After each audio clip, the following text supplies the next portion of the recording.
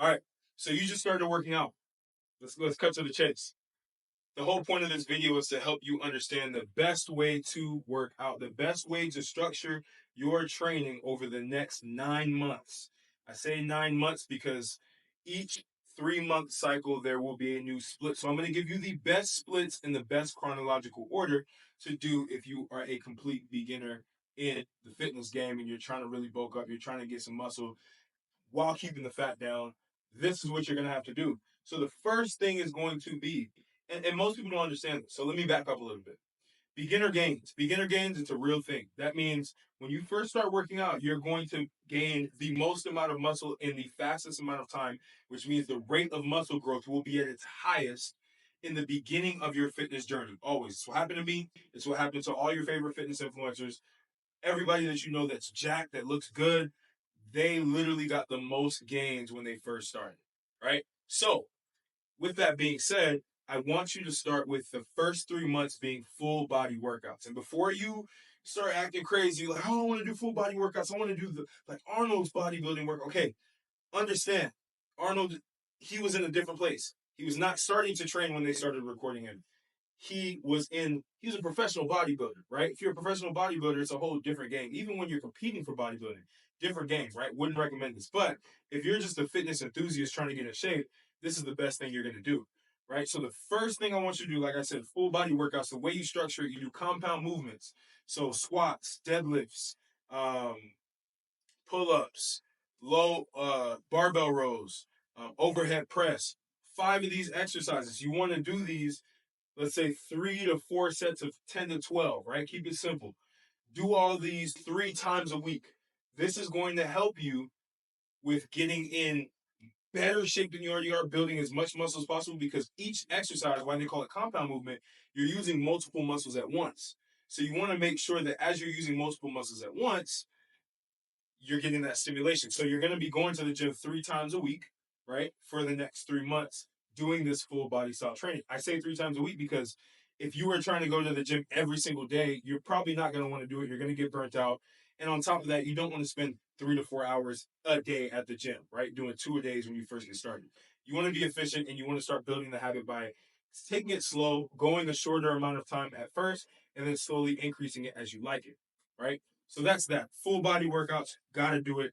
The science behind it, or I guess the explanation behind it, Martell's bro science explanation, you're hitting all your muscle groups 3 times a week, right? So that means you need to go to the gym less, which means you need to go to the gym 3 times a week. And on top of that, you're getting the stimulation that you need. You need to go to the gym, or you need to work each muscle group 3 to 4 times a week, especially in the beginning, to really like get as much gains as you can to really get that muscle growth, the maximum muscle growth that you're looking for. So okay, 3 months is over. The next 3 months, phase 2. Now you get into upper lower split, right? So this is a variation of this, and what you want to do is you want to be able to target one big muscle group. So let's say upper, lower. So actually, let's start off with the schedule.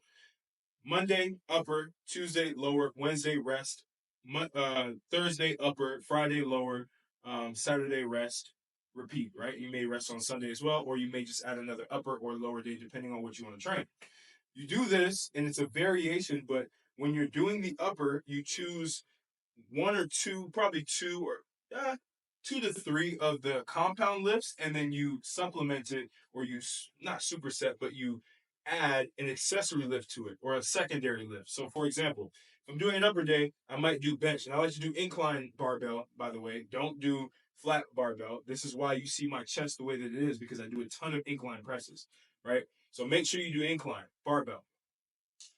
Do that. Then from there, you might supplement it with incline flies, right? Or just flies in general. Or you may want to do flat dumbbell bench, which is really good too because it isolates your pecs, right? So you want to be able to supplement it with a secondary movement that also targets the same muscle. For example, again, you may do low rows, right? You do the low rows, you do 3 to 4 sets of 10 to 12, then you go on and then you go do, let's say, single arm rows, or you may do cable rows for same thing, 3 to 4 sets of 10 to 12. Keep it at that rep range, right? And same thing, vice versa for when you do legs, right? Or when you do lower body.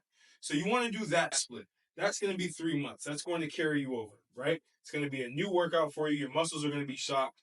Now you want to get into the third, which is going to be, get ready for it, push-pull legs. Push-pull legs, that essentially is going to help you because now you're going to get to a point where you have already tried full body, your body's used to that. Then you go into push-pull legs, your body's used to that. Now you go into, um, I said push-pull legs, upper, lower, then you go to push-pull legs. When you go to push-pull legs, it gets crazier because now you can do more, you can focus more on like push movements, which are typically chest, front delts, as well as triceps, right? So you want to pick different exercises that help with that. And you can do mostly secondary exercises, even though I do recommend adding some compound lifts. So if you're doing push, I would do an incline bench press, I do overhead press, and then I would also do tricep dips, and then supplement those with chest flies, or if you want to do machine press, right? And then you also want to do, let's say, front Arnold presses, right? Like or front raises, and then you may want to do some tricep pull downs, right? And then you have 6 exercises right there that you can do. So structure it that way. Same thing with pull. Pull is more for your back. So you'll see push day, chest, front shoulders, triceps, pull day, your back, your biceps, as well as your rear delts. So that's kind of the pattern that you're going to do. And then obviously legs, you understand how to do legs, right? So you do push, pull, legs, rest, push, pull, and you may add legs to it, or you may not add legs to it. It really just depends on your preference. And then from there, you can go straight into bro splits. Bro splits are cool because the whole purpose of bro splits is to basically focus on one muscle at a time and really just refine what you already have. So by this point, you've built a ton of muscle. You're on the 4th phase of everything. So actually, this is 12 months, not 9 months.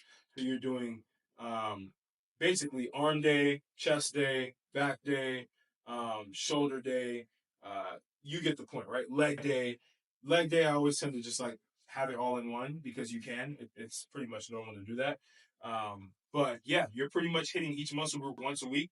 But at the end of the day, you're still getting the growth that you're looking for because you're focusing specifically on a muscle that you want to basically pump a ton of volume into, right? So you want to make sure that this is high volume. So you're doing like 4 sets of like 12 to 15 per exercise, right? Like you want to make sure it's high volume and all the exercises are concentrated on one muscle, so you're getting all that blood flow into that one muscle. So this was kind of like the simplified way to say this. I'm not going to add scientific terms because I don't need to, but this is how I would structure my first year's worth of training. Just the framework. Again, I like giving you guys frameworks. I don't like telling you exactly what to do because, again, there's no reason to do that. So make sure that you try this out when you're first starting. Let me know how it is. And if you want professional help, hit me up. Link is in the bio. Obviously, comment, subscribe, like, share it with all your friends that are starting on their fitness journey for this year. And we're going to keep pushing. I hope y'all got some value from this. I'm going to keep dropping bombs when it comes to fitness so y'all can get the physique that you're looking for. You feel me? But it was a pleasure talking to y'all. I'm going to catch y'all on the next video.